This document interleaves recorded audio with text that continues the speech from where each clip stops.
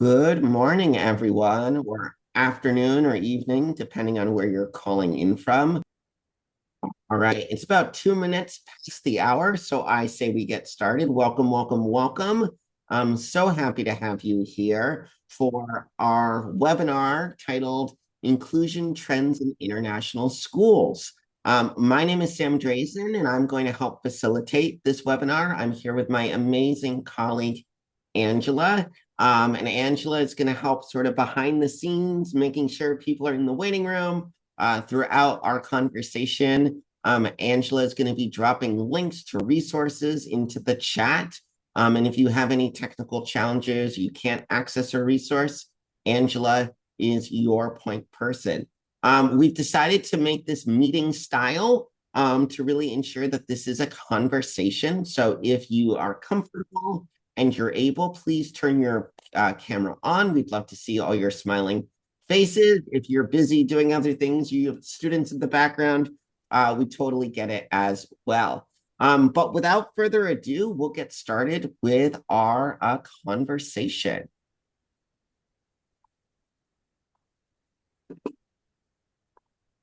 So let's start. The name of the game is inclusion, and we want to be inclusive. And a great way to be inclusive is to ensure that we know who is here in our room together. So to get started, let's open up the chat feature on Zoom. And if in the chat, you can just put your name, where in the world you're coming from, the school that you work at or represent, and what your current role is at your school. So we'll take about 30 seconds. Everyone grab that chat button and share with us who you are, where you're coming from, what perspective you're bringing to tonight's or tonight, this morning, this afternoon, depending on where you are, conversation.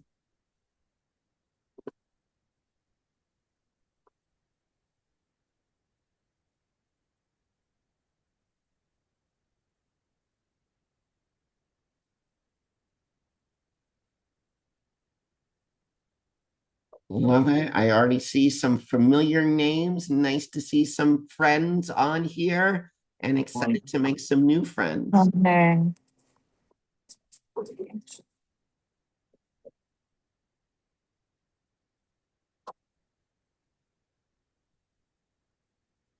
How are you? How's your vacation? Good. How are you doing?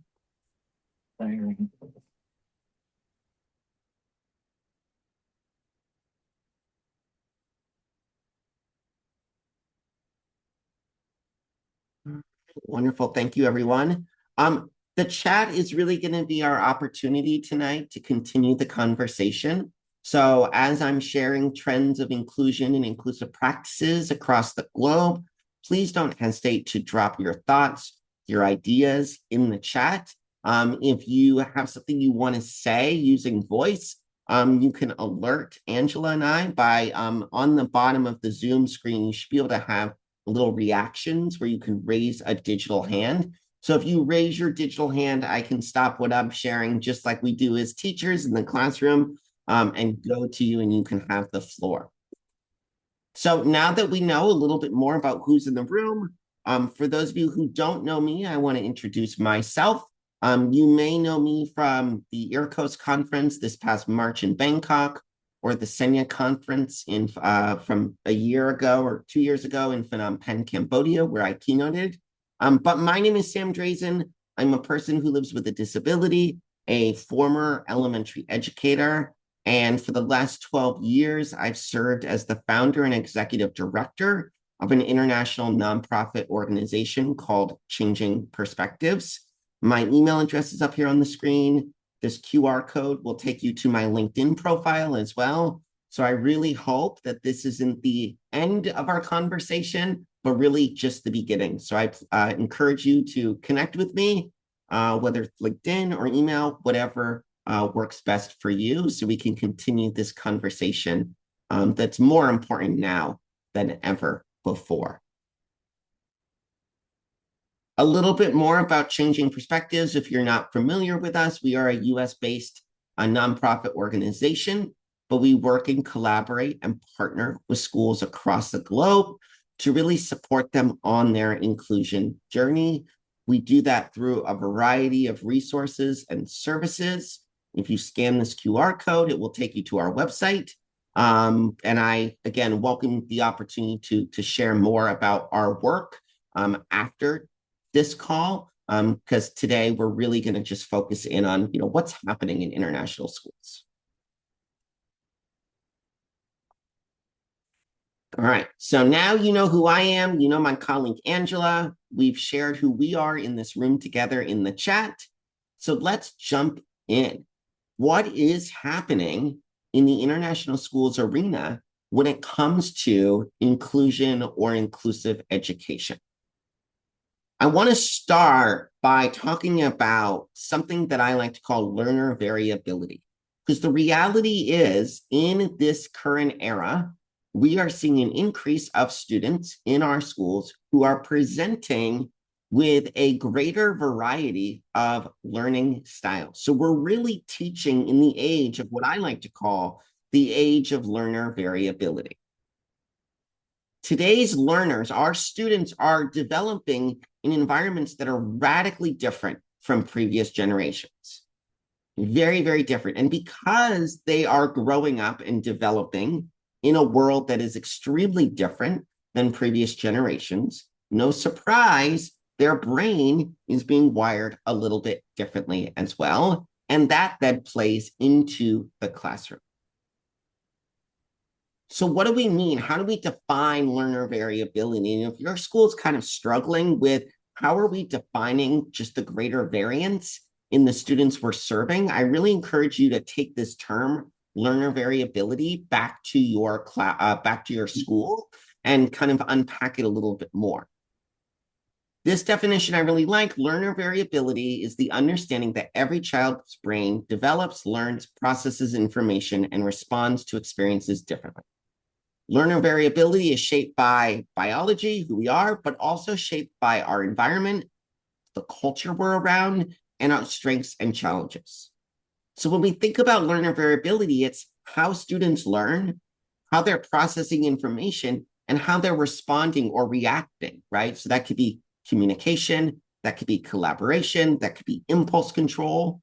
What I like about the term learner variability rather than ADHD or autism spectrum or something like that is that learner variability is a very broad category, and it kind of dovetails with universal design for learning of recognizing that, well, actually, we all learn a little bit differently. You don't necessarily need a diagnosis next to your name to denote that you learn differently than others. So when we think about learner variability, we think about this world that our young people are navigating and growing up in and developing in. Their brains are adapting to really the following things: constant stimulation, right? We know that phones, video games, Instagram, Reels, whatever it is, our students are getting constant stimulation or have the ability to have constant stimulation, right? And then we put them in a classroom where maybe the teacher isn't as exciting as the videos they've been watching. And now we're seeing students that are disengaged or having a hard time with stamina or attention spans. Instant feedback loops, right? We even do this as adults. If you post something on social media, what do? You keep checking. How many reactions did I get? Who commented? So our students are growing up in the same type of environment, right? The feedback loops that they're getting online is constant. It's instant. So there's this level of sort of instant gratification that now they're used to. We also know that because of social media and kind of this constant stimulation, our students are also getting information overload, right? Their brain, especially our youngest students, like the amount of information that's going in far exceeds sometimes what they're capable of fully conceptualizing and or retaining. We know that social media leads to students having increased social comparison, right? We're comparing our life experience or the shoes we have to someone else. There's no downtime anymore, right? Whenever you're in a waiting room or you're waiting for an airplane or whatever, you just pull out your phone, right? There's never any downtime. Students today don't have to just sit. and wait without some sensory input, faster paced lifestyles, and continued heightened academic and social expectations. So when we think about learner variability, yes, we all learn different naturally, but there are these things that are happening in the world that we're living in today, which is influencing this heightened number of students who are presenting with greater learner variability than before. So if we dig a little deeper, how can learner variability play out in the classroom, right? So I've already referenced a few of these things, and hopefully for those of you who are in the classroom or supporting teachers or supporting students, you're nodding your head right now like, yep, yep, yep, I'm seeing this, right?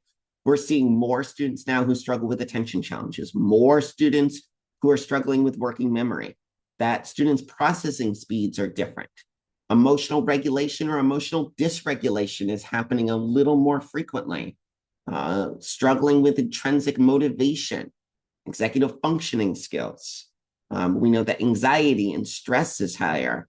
So this long list here, hopefully, are things that you can relate to in your school where you're going, yeah, I am seeing a lot of this. So the way that we can describe it is learner variability. And when we think about inclusion in our schools, how are we designing our programs, implementing curriculum, creating opportunities, recognizing this greater level of learner variability in our schools today? So, in addition to sort of that definition of what learner variability is, what we're seeing specifically in the international schools world is that the range of needs of our students is bigger than it used to be. We're noticing more students in international schools who are being identified as neurodivergent. We're noticing that there is a greater sort of push or awareness around mental health needs. We're noticing that some parents are now coming into schools expecting a more inclusive environment.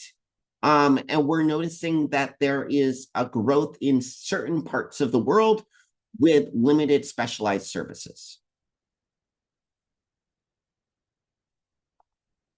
So here's what I want to do. Now that we've kind of unpacked and talked about learner variability, I'm really curious. We have about, a nice 20, 25 people on today's call from all across the globe.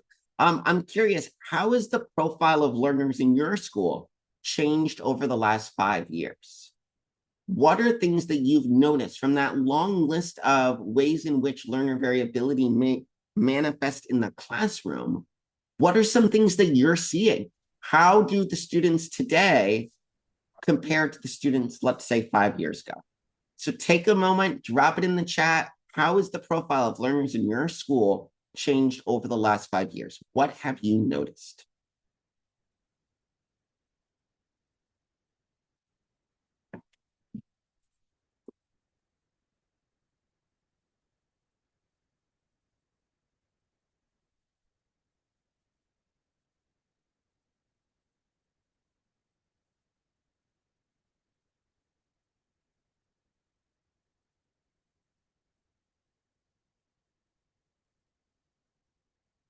And if anyone would prefer to unmute themselves and share aloud, you're more than welcome to do that as well.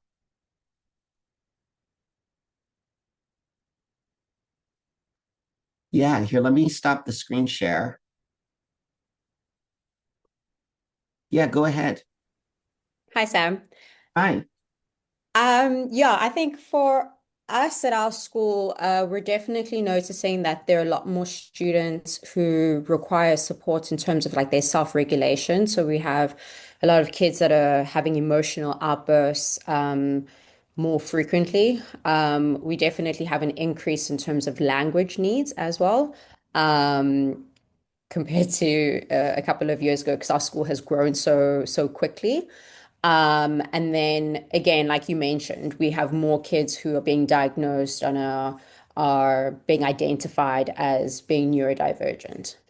So yeah, just trying to find that balance of, how do we support all of those needs as well as being able to figure out what each kid actually needs. Yeah, and I think the thing that's so different is, let's say 5 years ago, maybe there was a small number of kids that struggled with emotional dysregulation, right? So we could provide one-on-one support or very targeted intervention just to those one, two, three, four, five kids. But now it Exactly. might be one, two, three, four, or five kids per classroom, right? So we can't Mhm. support each kid individually in the same way because we just don't have enough, adult bandwidth. Thanks for sharing that. Exactly. Yeah. Um, I'm gonna try to pronounce the name here. Al Zanhaku. How do you Uh, pronounce your name? Ayjan, it's been written together with my surname, but it will be only my name, which is Ayjan. Hi, Jen. Hi, Jen. What Uh, do you want to share? What are you noticing? Thank you very much for this opportunity first. And I'd like to share about generally, not only in our school, but in Laos. Laos is a relatively very small country with around like 7 million people population, and which has like around 35% of citizens aged 14 years or younger, which means a large youngest population. And I can say that the learner profile is usually a bilingual dual pathway profile, and Lao learners increasingly want both global qualifications, but also they are grounded in home language and culture, which adds extra pressure on students when they have to study like maybe 16 different subjects, or like in elementary school, they have around 12 different subjects, which also makes another learning difficulties, or sometimes their current case can be worsened. And for ISL specifically, our school, I can say that students are really struggling in that case, and we have lots of disorders where emerging disorders like ADD, ADHD, but culturally also they don't want to recognize that and don't want to work on that. And like I mean the learner profile is very eager to learn, and especially when parents want to put them extra pressure, but students, they are not capable of that sometimes. And when one doesn't eat, adds extra hardships for a school teacher. Great. Thank you for sharing that. And as I look in the chat, I'm seeing that lots of people are sharing very, very, very similar experiences in terms of how the learner variability or the profiles of our students in terms of engagement, emotional regulation, or emotional dysregulation, attention span. It seems like those are three very, very common ones. So again, no matter where you are in the world, if you're feeling like, oh my gosh, what is going on with our students? Hopefully there's some reassurance right here, right now, with all of our new friends that this is a global experience that we're seeing. Anyone else want to share before I jump to the next section of our conversation? All right, so I know that the title of this conversation is Inclusion Trends. But before I jump into the trends, I just thought it was really important just to establish what is the learner variability? How has the profile of our students changed over the last few years?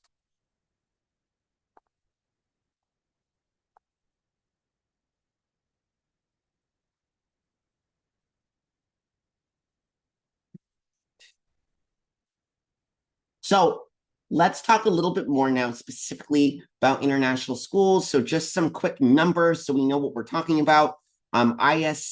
ISC Research Group, and Angela's also throwing these resources in the chat, did a study in 2025. They found that there's a little over 15,000 international schools nationwide, serving anywhere between 7.6 and 7.7 million students.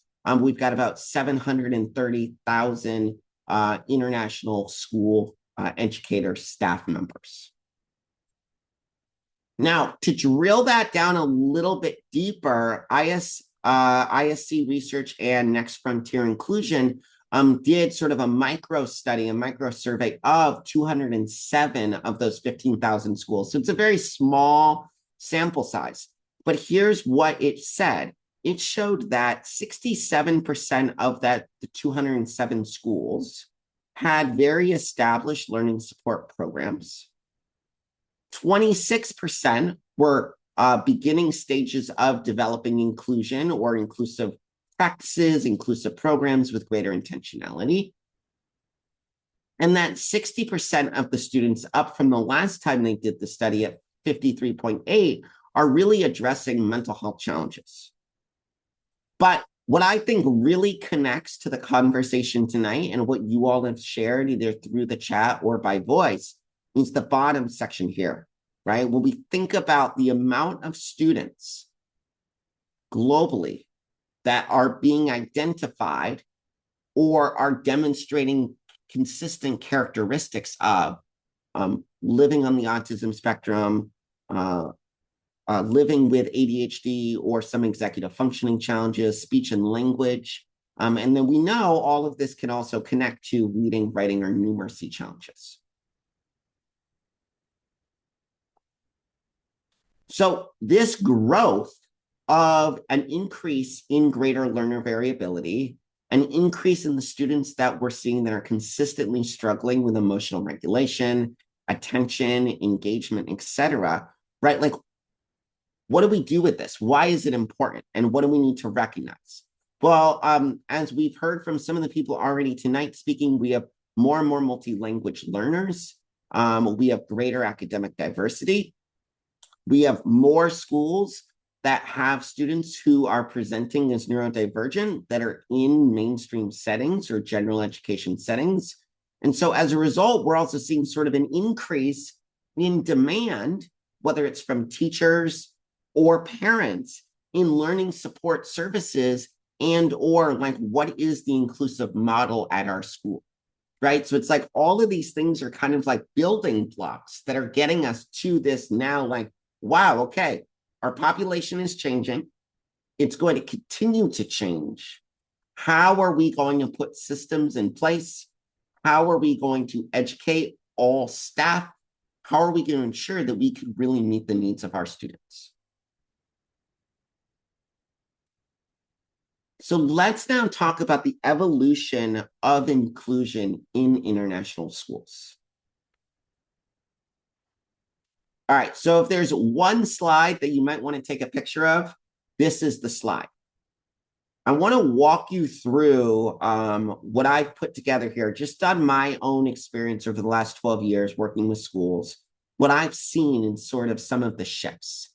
And as I walk you through this, I really encourage you to think about where is your school in this evolution. So on the far left column, you'll see we've got 1, 2, 3, 4, 5 categories. And within each category, you can be in the then column, the now column, or the emerging future column.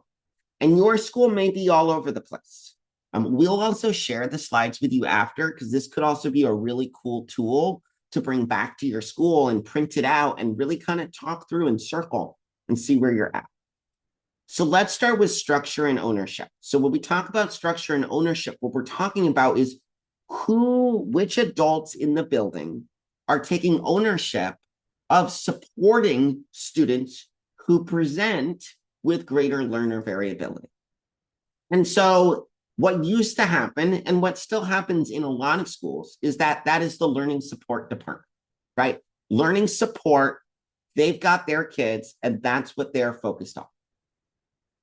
What the shift is happening right now is that learning support is now sort of morphing in this idea of inclusion. Because again, we have more and more students now that are presenting with different learning styles. So it's not just about pulling kids out and providing intervention. It's about looking at a department that is really focused on pushing in and really focused on that inclusive piece.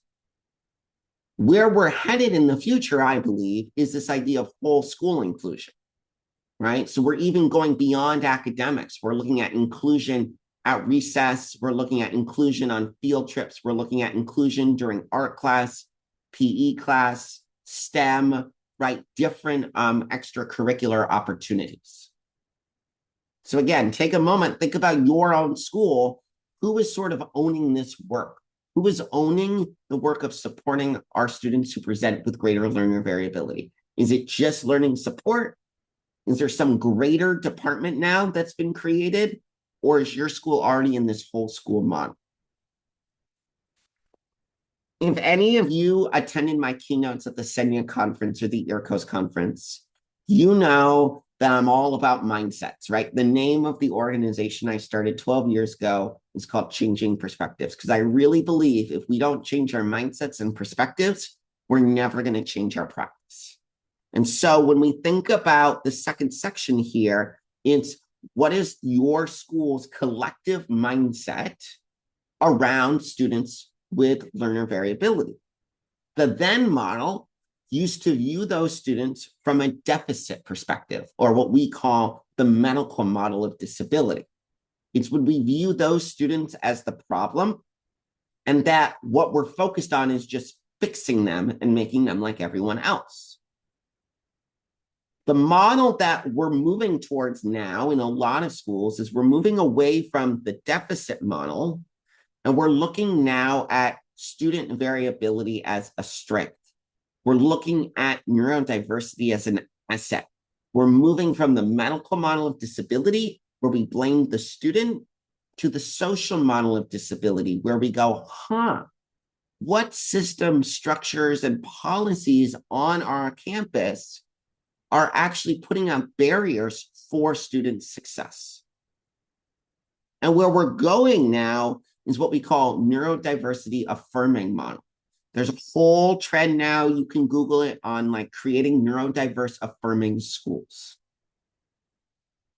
All right, next one, service delivery, right? So how are we providing services, whether that's academic, whether that's speech, whether that's occupational therapy, whatever the service is? What is the evolution of service delivery in international schools? Well, it used to be, and it still is in some schools, pull-out service, right? So it's this idea that learning support is a place, right? And so if a kid needs learning support, they go to a special place. What we're starting to move towards now is that learning support is actually a service, and that service can be provided in lots of places or spaces. So now we have learning support teachers that are pushing into the classroom. We have speech and language pathologists that are coming into the classroom. Where we're headed, though, is as our population continues to have more and more learner variability, we're now moving towards a model of universal design, right? So rather than it just being on the shoulders of learning support to push in, we're training our general education teachers on universal design for learning, so they are setting up the conditions within their classroom to support the needs of all students. Focus.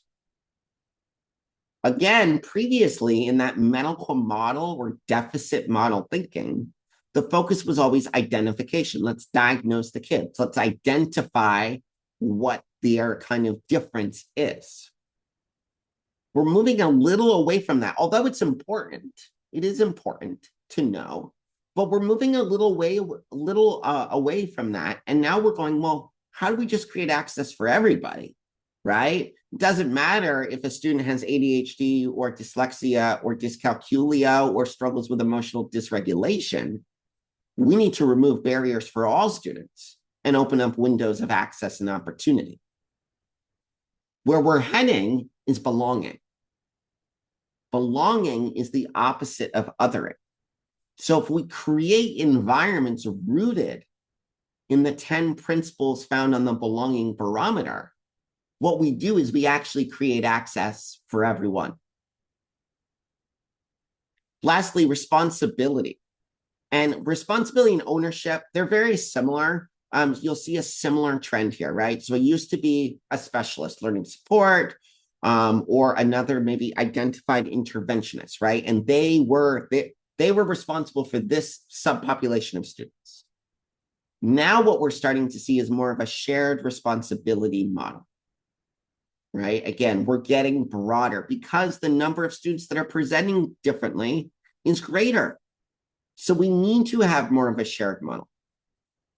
We know that one of the components of an inclusive mindset is that all students are our students.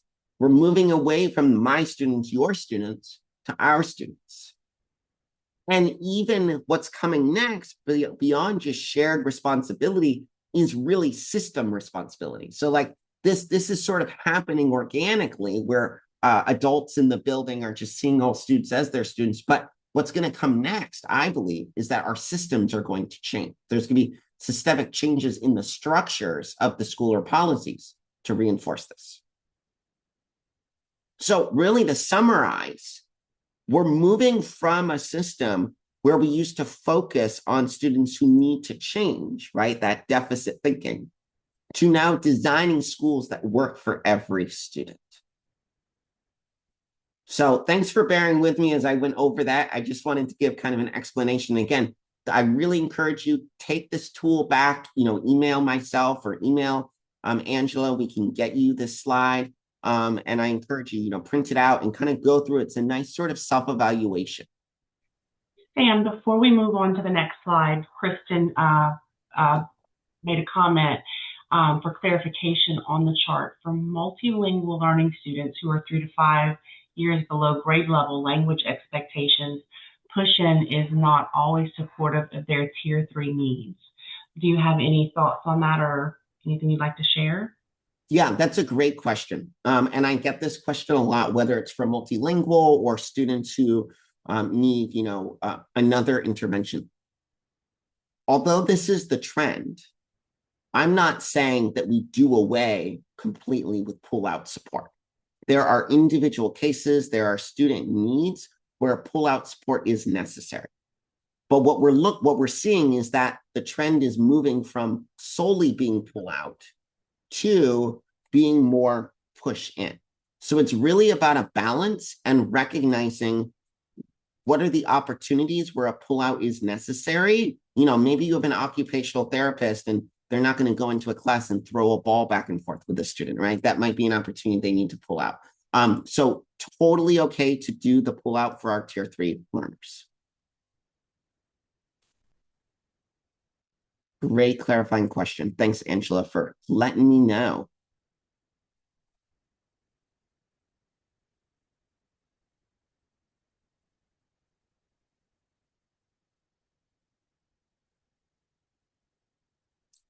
Another way that you can start thinking about this evolution is that where we're moving is from this idea beyond placement to really true, authentic inclusion, right? So it's not just now about where do we place the student based on their identified disability or difference, but it's really looking at how do we create opportunities for meaningful engagement, right? And earlier, when we talked about learner variability, we noted that a lot of students are struggling with engagement, right? And if they're struggling with engagement and access, usually there's a correlation then to emotional dysregulation.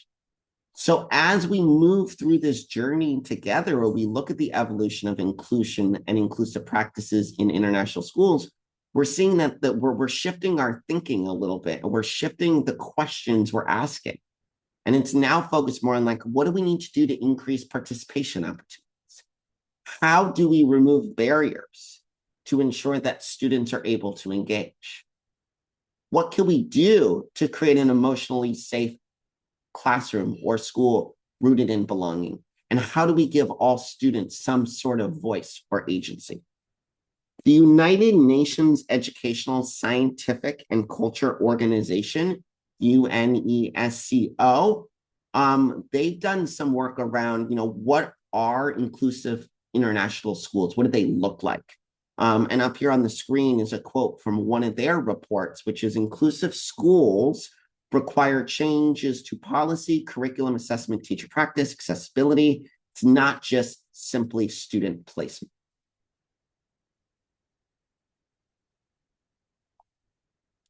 All right.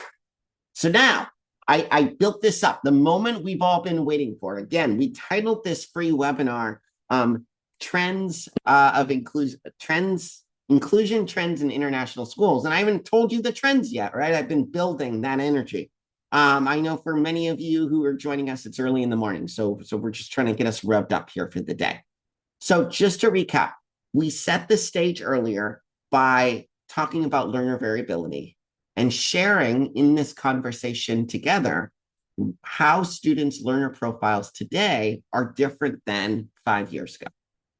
We noticed a lot of commonalities. From that, we started to talk about what has been the evolution in different sort of ways that international schools are now moving towards an inclusive model. So from all of that, now I've got 5 trends that I've kind of seen and read about, and from all the reports and all my time in schools flying around the world. So here we go.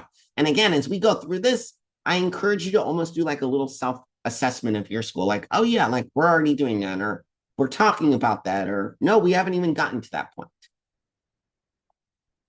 So one big trend that we're seeing in international schools across the country or across the world, and Kristen already teed us up by her question about tier 3 students, is many schools are now starting to adopt and invest a lot of time and resources to build systems around MTSS, right? So we're moving away from the old model of like, well, we'll just wait till the kid fails and then we'll deal with it, to when a student is joining our school, how are we already sort of anticipating or thinking about where that student might fall within the MTSS model, and what supports and systems do we already have set up to support academic, behavioral, and or social emotional needs.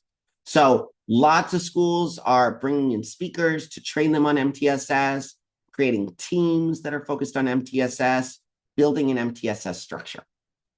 So that's the one trend we're seeing, is that MTSS is really starting to build a lot of momentum and energy within the international schools communities. Kind of building off of MTSS, UDL, Universal Design for Learning, is also really starting to pick up steam and momentum within the international schools communities as well, right? Because UDL is all about anticipating learner variability, right? We want to anticipate what are the various ways a student might engage, represent, and or provide multiple means of action and expression. So kind of connected to an MTSS structure, we're seeing more and more schools are training their general education staff on Universal Design for Learning. Because again, we're moving the responsibility from learning support to everyone, this shared responsibility model. And Universal Design for Learning is a curriculum framework that allows us to do that. All right, so we did 2. Number 3. I think this is really big. This is really exciting for me. Inclusion beyond disability, right? Previously, when we thought about inclusion, it was really just focused on, the student with the very sort of visible, apparent disability. And as we have a greater perspective on diversity, equity, inclusion, belonging initiatives, and as more and more schools are now adopting DEIB teams, initiatives, they're thinking more about belonging and being more holistic, recognizing our duly identified students. What we're seeing is that when we talk about inclusion, it isn't just disability. It's talking about neurodiversity, learner variability. It's talking about language diversity. We're talking about cultural diversity. We're talking about the increase, as I showed you on that previous slide, of students' mental health, gender identity, and just overall student well-being.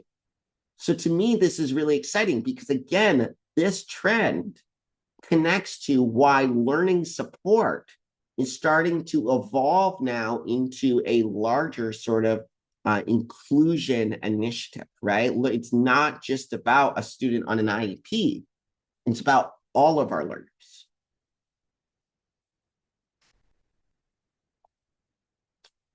Trend number 4, data-driven inclusion. In the past, we did inclusion because it kind of felt good. It was a feel-good thing, right? It was something we could say we're doing.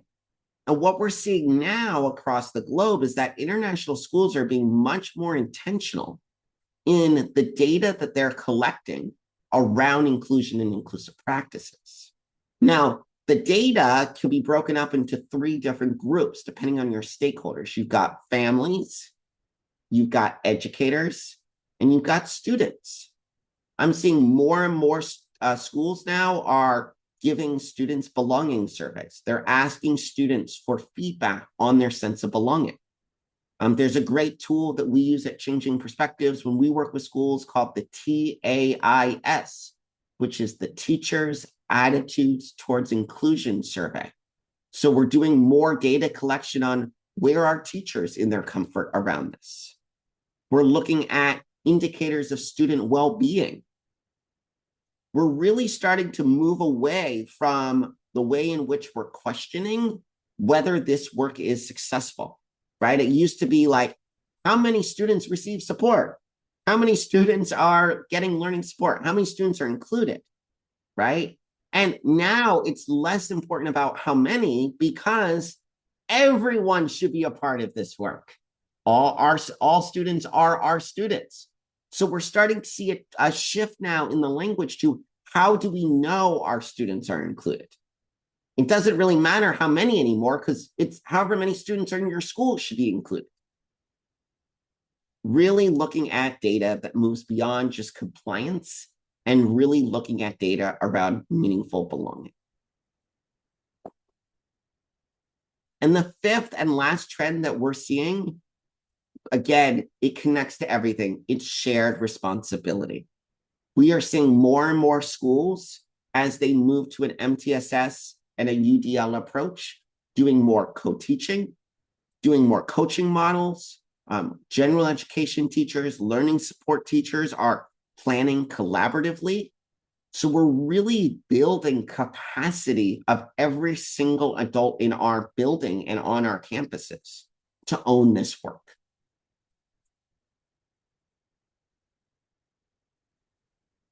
So in summary, there are 5 trends that I'm seeing from my experience and my research that's happening across the globe with international schools. So we've got this trend around MTSS, that schools are utilizing an MTSS or embarking on creating an MTSS framework at their school. Schools are diving deeper into universal design for learning, teaching their teachers the UDL framework, giving teachers time to co-create and co-plan with learning support teachers from a UDL lens. We're looking at inclusion beyond just disability and looking at all of our learners as members of our school community that need to be included. We're being more intentional now than ever before around the data we're collecting and using that data to drive our work forward. And lastly, we're looking at how do we provide all teachers with the opportunity to engage, learn, and build their capacity. So I want to just pause there for a second. Any questions right now? You are welcome to drop them in the chat or raise your virtual hand.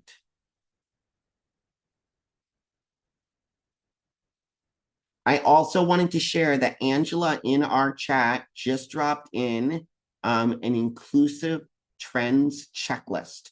So what I've done, this is like a totally free takeaway for you after this meeting. What I've done is I've taken the 5 trends that we're noticing around inclusive practices in international schools, and I put it in a checklist for you. So you can take that back to your school and use that as sort of a guide to evaluate or assess or reflect on where are we around these trends and maybe where there's some opportunities for growth.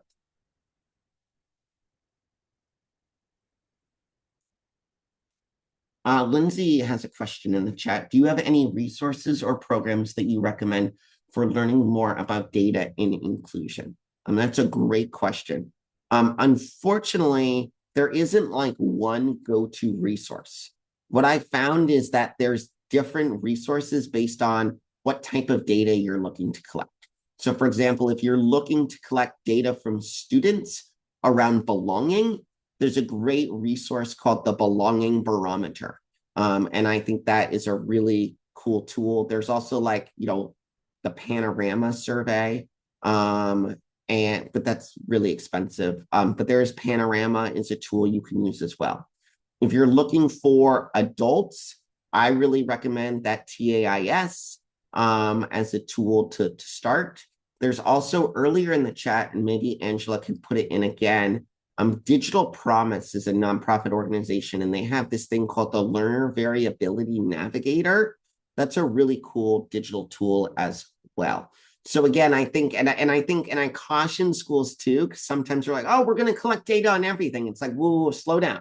Like, are you really focused on student data, teacher data, family data? And then even from that, are you looking around data around belonging or more of the emotional piece or the social emotional component of this work? Or are you really looking for data on the academic side of things?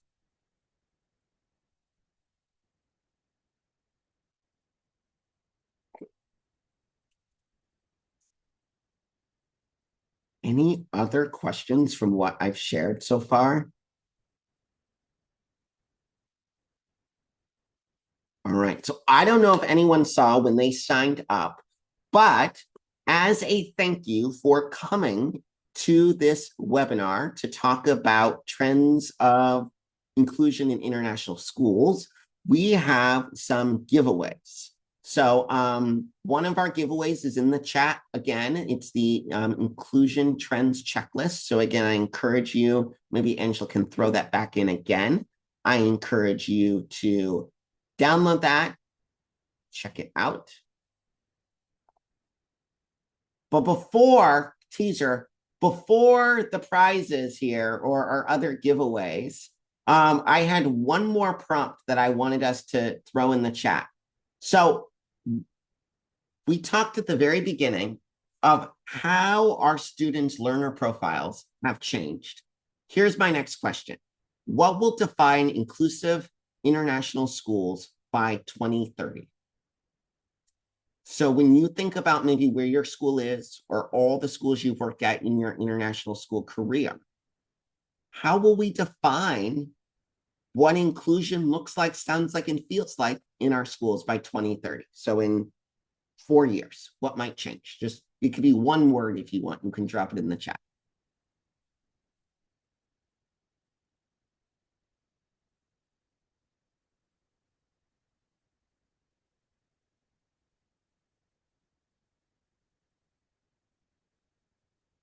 Love it, Jessica. Thanks for kicking us off. Whole school accountability.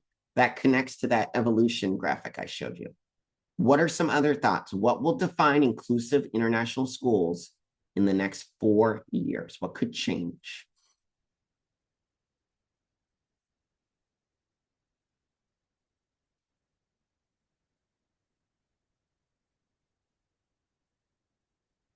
Awesome. Thank you, Andra. Yeah, I think a lot of times we say, at least what I see sometimes when I go to schools, is folks are really good at saying they're doing UDL, but saying it and doing it are two different things. Shared vision.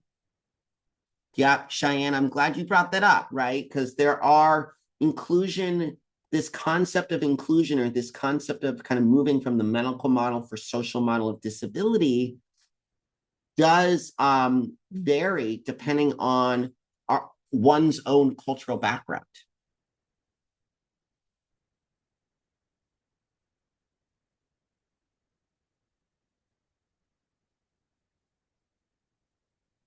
Culturally responsive inclusion, love it. Yes, belonging is getting really, really big. We're seeing so many connections to engagement in school and emotional regulation and belonging, right? That we know if students feel that true, authentic sense of belonging, we see engagement increase and emotional dysregulation decrease.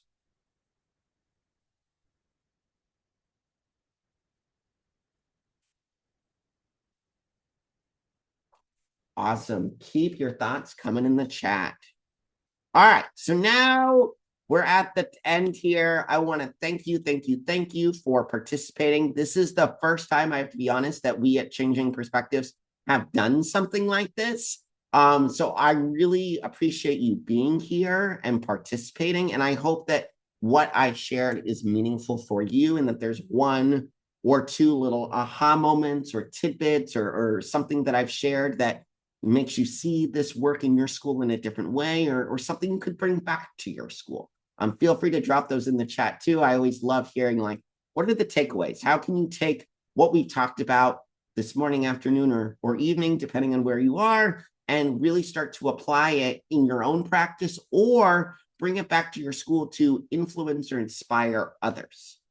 But as a thank you for your time, we want to give away some prizes. So here is what we've got for you. So everyone who is here this evening is going to get free access for 1 year to the Changing Perspectives Educator Portal, which is Changing Perspectives pre-K through high school, disability awareness, and social emotional learning curriculum. So each one of you in the next 24 hours will be getting an email with a link to a form. Fill out the form, and then we'll create your account for you, and you will get an automated email where you can log into the portal and have access to hundreds of curriculum resources for students pre-K through high school for both social emotional learning and disability awareness. So we're really excited for that. Again, if you have any technical difficulties with that, let us know. But it's pretty straightforward. You'll get an email. It'll say, thanks for attending. You click a link, you fill out a form, and then within a few hours, you should get an automated email where it'll say, you now have an active account of what's called the Changing Perspectives Educator Portal.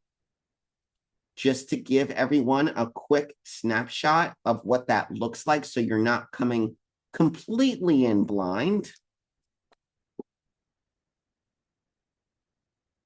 And when we think about building belonging, this could be a great tool.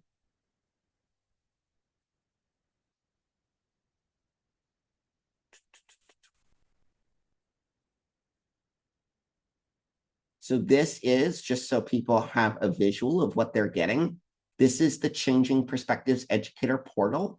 There's no student login component, so you don't have to worry about that. Essentially, you click curriculum. You have all these curriculums you can choose from. You click your grade level. You click an area you're interested in. There's a lot of lessons here that can also help with emotional dysregulation. So all of these things are lesson plans. You click it, and it opens up as a lesson. It has any worksheets with it. We also have a really great book list here and videos. So everyone will get free access to this for 1 year. In addition, we are also going to give one lucky school a free virtual professional development from us this year, or for the 26-27 school year. So in a minute, I'm going to hand it over to Angela, and Angela is going to do a really cool spinner wheel, and we're going to see which participant tonight is going to get one free virtual professional development from Changing Perspectives for their school next year. But even if you don't win, we recognize that there's a lot going on in the world. We recognize that learner variability is at an all-time high. We recognize that teacher bandwidth is kind of struggling. And so if you attend this, since you're here tonight, if your school is interested in partnering with Changing Perspectives for the 26-27 school year, we can do a family event. We can do a professional development training. we can come on site and do what we call a site visit.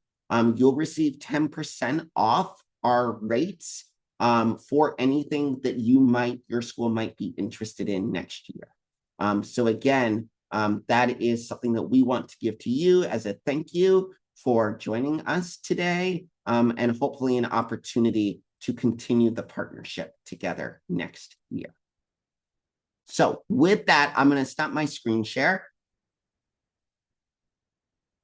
And Angela, do you want to pull up our spinner wheel and spin? We thought it'd be fun to make it sort of like a game show.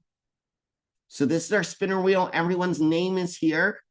And let's see which lucky school will get a free training next year from us.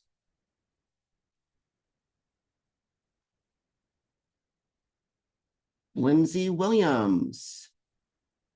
Lindsay, where are you? Hey, what school are you from? The International School of Penang Uplands. Wonderful.